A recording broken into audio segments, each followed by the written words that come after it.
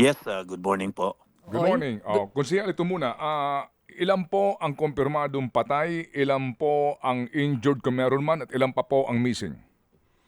Well, as of the latest, sir, we have rescued around 10 individuals at saka may isang casualty tayo. No?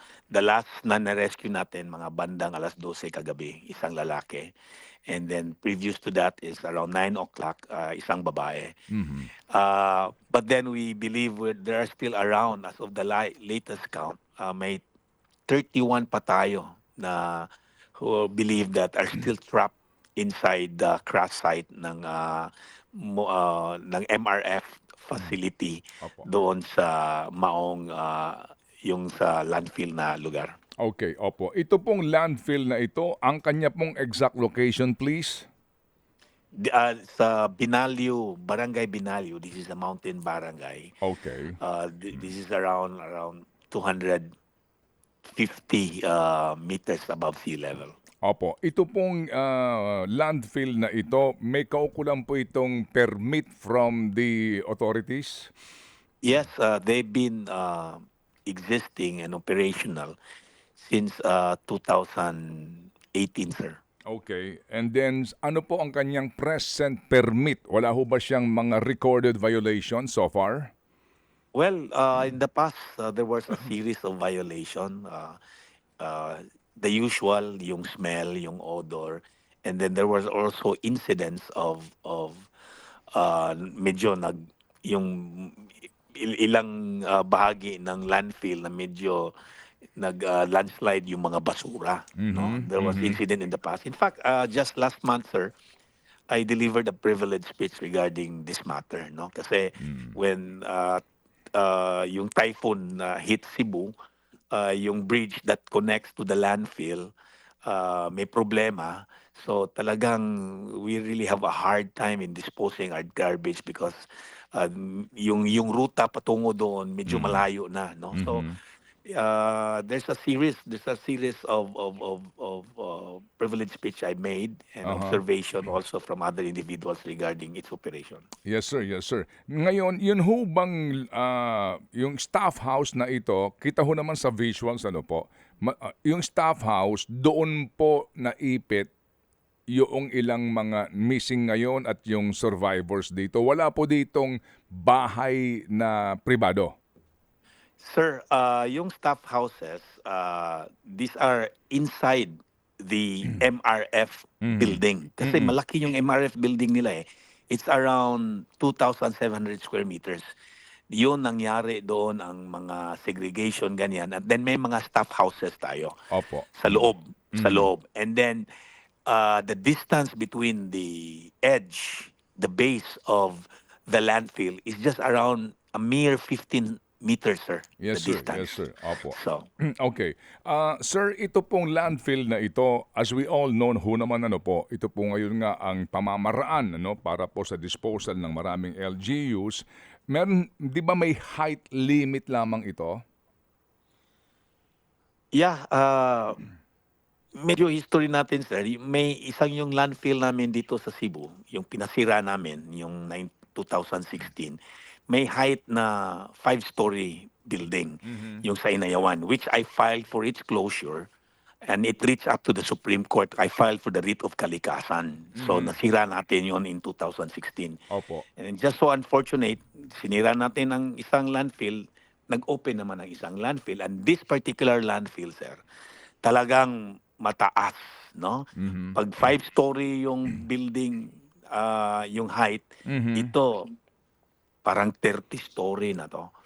What they did, sir, is yung isang bundok, they cut it by half para mag 90 degrees. And then, ground zero, kinuha nila yung mga minerals ganyan. And then, linagyan nila ng basura. Pero para may masandigan, sir, ba yung yung basura, yun yung ginawa nila. So yung height talagang mas mataas, sir. Yes, Mga sir. 25 story to 30, and hindi pa yun filled up. Marami pa silang, they still trying to go up. Aha. Opo, opo. Sir, ito hong lokasyon ng kanila pong staff house, no? Tsaka yung kanila pong facility nga to process ito pong mga basurang ito. Di ho ba kaninyo halos dikit na nung landfill? Yes. Doon pa lang ho ba wala na pong mga otoridad dyan sa inyo na nagsasabi na may mali doon po sa design na iyon o pamamaraan na iyon? Well, that's their design. The facility, yung MRF at sa yung landfill, it's part of the design of the owner, yung prime waste, no? So, malapit lang yung sa landfill at saka yung mga sinesegregate nila, yung mga basura, plastic at yung iba pa, Mm. it's just very near. No? Kagabi ko pa nag-staff meeting kami doon sa area, and then nakita namin via drone, and then Mhm. sinabi naman nila na it's just a mere 15 yung base, Kaya nga and po. then Opo, so pero that's why the impact, wala that's ho why the bang ano, sir, alam po naman natin na sa ilalim po ng Republic Act number 9003, ano po itong Ecological Solid Waste Management Act of 2000, tangi po talaga responsibility ng LGU ito, no, yung management nito. At pakipagkontrata sa mga operators po ng landfill at nangongolekta ng basura. The question is, dito ho ba sa lokasyon nito pong staff house nila, and then yung pong pataas na tambak ng basura, wala ho ba dong anuman pong napansin ang LGU, ang inyong environmental officer, para sabihin po na mukhang delikado ito kasi nga dinaanan kayo ng ulan, ng bagyo, dalawang bagyo po ito, no?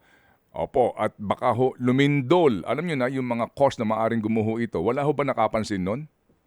Well, for the past months, wala naman. Mhm. Wala naman napansin. In fact, yesterday, the weather was really very clear. Wala naman.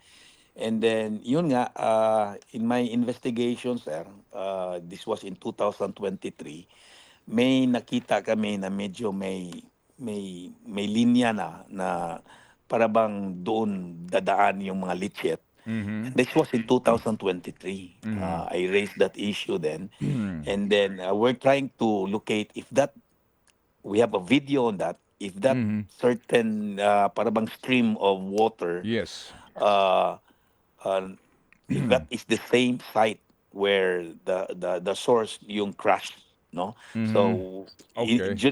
this morning, sir, because kagabi talagang Madilim. madilim, Opo, opo. so this Okay. morning Hmm. we're trying to assess in the area kung ano talaga ang nangyari, Okay. together also with hopefully with DNR. Opo, sige po. Sir, kasi po, alam niyo ho naman siguro meron pong grupo diyan, 'di ba? Yung Code Green Philippines sa Cebu, no? Yung kanilang chapter itong mga kabataan na ito.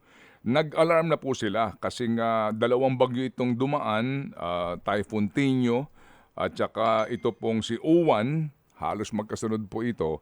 Pero ho dito basically ang kanila pong issue, yung una pang mga violations, yung binabanggit po ninyong leachate na yan, sa wikang Filipino, katas ho ng basura yan. Yes. Yang katas ng basurang yan, labag po yan sa panuntunan. Kasi yung katas na iyan dapat hindi lumalabas. Kasi po yung landfill, as you very well know, di po si konsehal, di po ba? Yung landfill, magtatambak ka, meron niyang makapal na sapin, di po ba sir? Ano ha? Yes. Okay. Yes. And then, Yes. Yes. patong-patong yan, naintindihan naman natin, patong-patong, pero yung sapin na iyan, importante yan kung gaano katibay na inspeksyon. Kasi, imagine po ninyo, kapag po sobrang dami na po ng basura, kagaya nito, ilang stories na po ito, halo-halo pong, sorry po sa nag-aagahan, halo-halong dumi yan kapag yan po nagkakatas. As a matter of fact, nagliliyab po yung iba dyan eh. Ngayon, pagkatas po niyan, pupunta yan sa water table. Di po Yes. ba, ng komunidad. Yes. And then yung water Yes. table na yan, doon sa mga merong mga balon, may mga poso, at maging, opo, eventually, kung malapit-lapit ka doon sa streams, pupunta yan sa streams na pinanggagalingan naman ng tubig ng ating mga water district. Yan po sinasabi nila dyan. So sabi ho nitong Code Green Philippines, noon pa nila nirereklamo yan, yung issue niya ng katas na iyan. Doon pa lang po sa katas muna po. Wala pong ginawa dito ang LGU o DENR para po sawayin sila doon? Actually, sir, in 2024, may community tayo beside the area kasi this is between two LGUs, Cebu City at saka the municipality of Consolacion. Mm. And they were complaining about their source of water. And then through the Sisinro namin, so and the disaster, we conducted an investigation and we get some samples, sir. Mm. We get some samples of the water there in Barangay Puloyapoy Mm. and then also in Barangay in Binalio. And then when we went to DNR, EMB, para mag-testing, sir, and they Mm. told us that it took around 4 months kasi padala pa diyan sa Manila. So what I did, sir, dito sa University of San Carlos Laboratories, I spent my own money and had it Ano po tested, result, and they sir? Ano failed. ano result? They failed, sir. Okay, They sige. failed, So sir. they failed. Ano po? So klaro They po, failed. klaro Yeah, naanay violation, konsehal. there's a violation Okay, sige, already. sige. So klaro po. And then, So yeah, and we let's submitted abbreviate that. sorry sir Yes, ha, konsehal, let's abbreviate the interview for lack of material time. So klaro po na naay violation, di ba? yes, Klaro, sir. okay. Yes, sir. So nag-notice ho ba ng violation? Sino ba ang dapat mag-issue diyan? Yung City Environmental Officer, sino ho ba? Yung Environmental Management Board, yung sa DNR, sir. Okay, sige. So nag-issue po Because ng notice. everything yung findings namin has to go to DNR, Okay, EMB. opo. Oh. Pero ito pong Code Green Philippines, ito lang November, no? Just a couple of months ago, nagsabi na continuing po yung violation pero hindi pinahihinto yung operasyon po ng landfill. Whose call is that? Well, sir, the EMB is the one monitoring everything Okay. here. Kami dito sa city, sir, when we have also to face reality, wala kaming ibang matatambakan ng basura. This is the lone Landfill. final destination ng basura namin. Okay, opo. Well, I proposed a waste to energy facility. This was like few years ago until now, and then somehow the people are not Sige, so short of saying, Konsehal, short of saying, dahil sa kawalan ninyo ng pagtatapunan ng basura, kahit na lumalabag itong operator ng landfill na ito, tuloy pa rin. well, we send notices to the operator, yung Prime Waste, and then may ginawa naman sila. They try to Okay. make amends and also try to rectify what was been wrong. And then yun nga, then there's constant complaint about smell, and then Opo. they sabi nila pag umuwan yun talaga. Opo, okay. So Sige. talagang yung baho talagang Sige ganyan. po. Okay, sige. And So then continuing yung violation, Konsehal. Yes. Tama Yeah. ano po? Okay, sige. That's a fact, no? Continuing violation. Ngayon, sir, kasi ang visuals nito, parang hindi na siya landfill eh. Parang na siyang open dump site. Yes, you're Okay? right, sir. Okay, You're sige. right. Ngayon, if you recall the Payatas tragedy, open dump site po yun. Gumuho yun sa tindi ng ulan. Alright? Yes. At doon po, halos, ang recorded doon, 200 plus ang patay, pero mukhang umabot ng 700 higit pa eh. Basically po, gumuho iyon kasi nga ang lakas ng ulan. July yun eh. In this case Yes. po, may mga nagsasabi na rin na dahil ang taas-taas na niya at dalawa pong malalakas na bagyong dumaan sa inyo, yung danger naguguho ito. Hindi ba, Yes. you didn't see this coming? Well, sir, when we talk about landslide, every now and then may landslide sa Cebu City. Yung landslide namin, yung sa mga mountain areas, bato at buhangin yun. Ito pa kaya basura. So, Opo. so talagang parang sponge ito ng tubig eh. So yun talaga, I mean, I raised the issue on that already. Opo. Na we have to be very careful in monitoring in the operation of the landfill. I said that last month eh. Okay. I said that already Opo. last month. Opo. And then it happened. It Sige. happened. So Okay, sad. so ngayon po nangyari na ito, bago po ang mangyayari ho na namang investigasyon, magkano ang kontrata po ng city government dito? Dito po sa kumpanyang ito na nangangasiwa po, itong Prime Integrated Waste Solutions Incorporated. Well, as far as I know, the contract is every 6 months. Every 6 months. And this is not solely for Cebu City alone. They also cater other LGUs like Consolacion, Mandaue, and Opo. Lapu-Lapu. Opo. No? Opo. So there are around 4 LGUs who use this facility. Okay. Insofar as Cebu City is concerned, I heard that it is something around 1,100 per metric ton. Okay. So, sir, Metric ton. yun ho bang trash collection, separate contract dito po sa disposal sa landfill? Well, the disposal sa landfill, there are three yung collection namin, sir. First is yung mga barangay namin kasi halos ng lahat ng mga barangay namin ay meron tayong mga garbage truck already. Mm. And we have personnel paid by the city to do all of Opo. this. Opo. And then may Department of Public Service naman tayo from the Mm. city. And then there is Mm. a service provider. We Mm. have also a service provider. Okay. As to Opo. the amount per metric ton for the service provider, I'm not so sure how much that is. But all I Mm. know Mm. is yung tipping fee ng prime waste is around 1,100 per Okay. metric Per ton. metric ton. Sa loob And ng then we produce 600 tons a day, sir. Okay, 600 tons a day. 600 metric tons a day. Yes, sir. So it's kung 1,100 practically po it's about 700,000 pesos a day. Yes, sir. More or less, ano ho, ang inyong Yes. binabayaran dito po sa landfill na ito. Yes, sir. Okay, so you multiply that chacha no in 365 days para makuha natin ang more or less contract ng Cebu City government dito nga sa landfill operator na ito. Okay, sir. So when will you start again? Nag 24 hours ho, nag-overnight Yes. ho ba yung inyo pong search operation sa mga posible pong survivors pa? Yes, there are around almost 200 composite team natin, Mm. sir. Mm.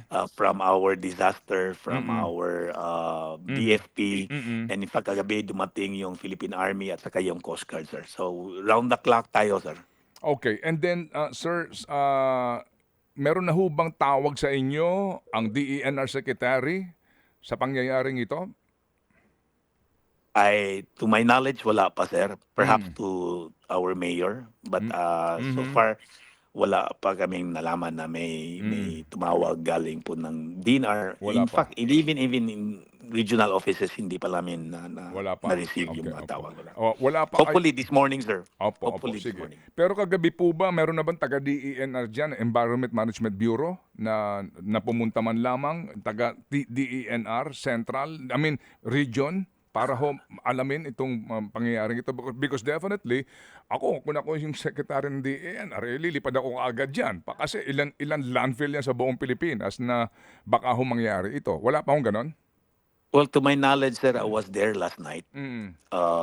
Wala namang nag-check-in or from the office, to my knowledge. Okay, sige po. Wala. So sir, sa ngayon ang inyo pong hahanapin pa, tama ba ang figure 30 pa na ang nawawala?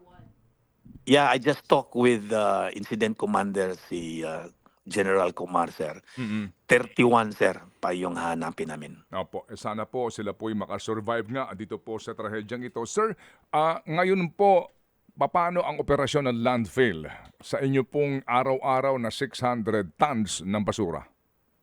Yeah, that is really a disaster bound to happen, sir. Kasi right now, we are celebrating the festivities of the Sinulog. So talagang malalaki marami yung basura natin. So kagabi, sir, we talked with yung Department of Public Service, and then they were able to cascade naman sa lahat ng mga barangay, sa lahat ng mga private provider na to hold muna Okay. yung pag-throw nila sa basura. Kasi they might just create traffic congestion Okay. because the area is not operational, sir. Not Sige. operational talaga. Of course, we And then we're understand. talking for the longest time pa dito. And then this morning, sir, we're going to have an emergency meeting together with the mayor. The mayor is calling for it. And may mga fallback kami, may mga landfill na identify namin, Okay. yung mga other LGUs. At the same time, magtayo kami ng transfer station. Okay, sige Perhaps po. doon sa SRP para momentarily doon muna ilagay yung mga basura namin. Okay. Ano po ang ginawa na ng Prime dito po sa pangyayaring ito so far as of yesterday na mangyari pong trahedya? Well, so far they're also very cooperative, sir, in fairness to them. Last night, all of them were there, and then they gave us all the names of their employees that more than 100, and then narrow down to around 24. Okay. Around 22 yata Opo. yung sa directly hired from them, and then there are around 8 and 9 who are private contractors, no, nakadestino doon sa MRF nila na Opo. facilities. Opo. So Sige. Opo. And then, they're very cooperative naman, sir. Opo, thank you for that. Ngayon, gaano kalawak itong landfill na ito? Meron bang sa kaninyo, meron bang ibang areas, kumbaga dito sa Gumuho, sa kabilang banda ba ng bundok, meron ba din mga nakatira doon? Is there any danger for any... Yeah. Opo, go ahead, sir. Yeah, there was a video shown last night, no? Kasi yung Gumuho, sir, right across is may mountain din, and then on top of the mountain may community tayo doon. Opo. So they're far naman, they are not let's say they are not in danger naman na baka they will be included in the crash, no. There are surrounding communities in the area, sir, and then Pero wala bang community sa baba ng landfill? wala. Pero mas malayo, sir. In fact, beside the landfill, there's a subdivision. Oo, And then the subdivision has around more than 100 lots, and then dalawa pa lang yung nakatira doon because of the smell, of the yeah, constant complaint. of course. How can you Of sell? course. How can you sell a housing project kung katabi ka ng landfill, ano? Opo. And then one thing also, sir, the subdivision is expanding. The subdivision is expanding, and then that's why I am investigating. It seems that this expansion is not meant for the subdivision. This expansion is meant for the expansion of the landfill. Yeah, Opo. yeah.